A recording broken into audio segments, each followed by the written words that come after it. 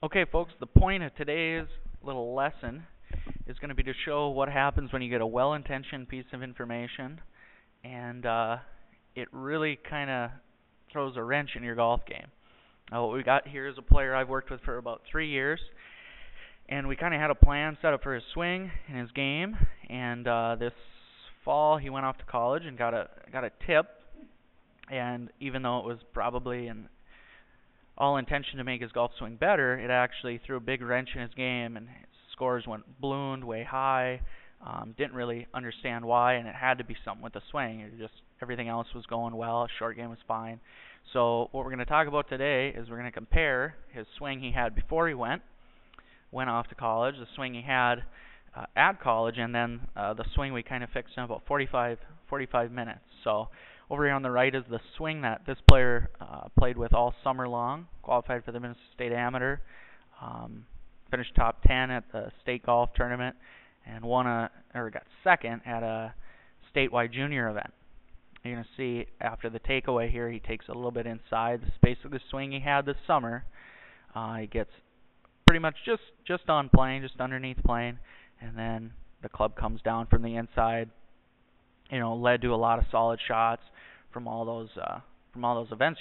You can imagine he had some little bit of success for that. Over here on the left, you're going to see Andrews taking it away a lot steeper, and at the top he's over the plane line. Very steep angle of attack. From here, you have to either reroute the club underneath, or you can go straight down. You could go over the top too. What he did was he went straight down, and you're going to see from this steep of an angle of an attack, you really can't hit the ball that solid. It just follows that line straight down into the shot. You're going to see a huge boating in the wrists here, something he never had before. And this really led to a lot of inconsistencies, especially with the driver. He hit some big hooks, some blocks. So really what we worked on and were able to kind of curb and actually make his swing better than when he went off to school. In about 45 minutes, we got him swinging back on plane and got him kind of back on a game plan to improve his golf swing so that the game would be a heck of a lot easier. So we're going to do this in slow motion. See, actually his takeaway is better than the one he left to go to college with. I'll do this very slow, frame by frame. See how it goes right up the shaft line perfectly. Club face is just a titch closed. Great position. Gets up to the top of the backswing here.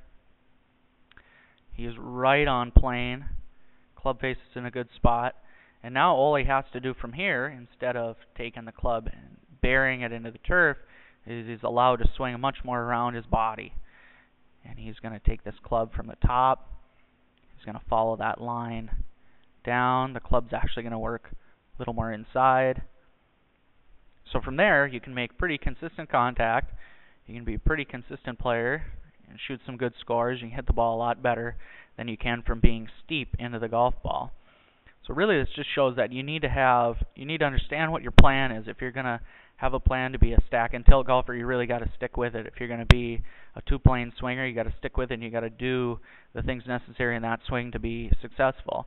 And if you're going to have more of a rotational, rotary-based swing, a one-plane golf swing, then you need to stick with it, and you need to stick with it for a long period of time to hit the ball well.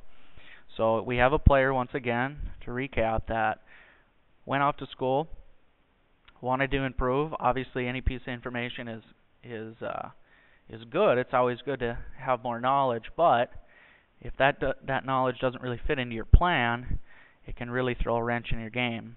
So you watch the takeaway again from the old swing. This fall, very steep. Boom, boating of the wrists, and the ball goes everywhere. To a change, dropping the club probably down about a foot in plane, being on plane. And you see the very little difference here. The one-plane golfer, you're going to see very little difference between the shoulder tilt, okay, shoulder to shoulder, and the left arm, okay. Whereas in this swing, which would only work if he was a two-plane golfer. You're going to see a massive amount of difference in shoulder tilt versus the angle of the left arm. So kind of to recap, you kind of got to stay with what's going to work for you. You got to stay with what's working currently, and if you're having success, if you're playing well in junior tournaments, if you're playing well in your local club events, then you might want to stick with that. You might want to seek out an instructor who's willing to coach you, but kind of coach you along the lines that you're currently doing. Very few good players need a massive swing overhaul.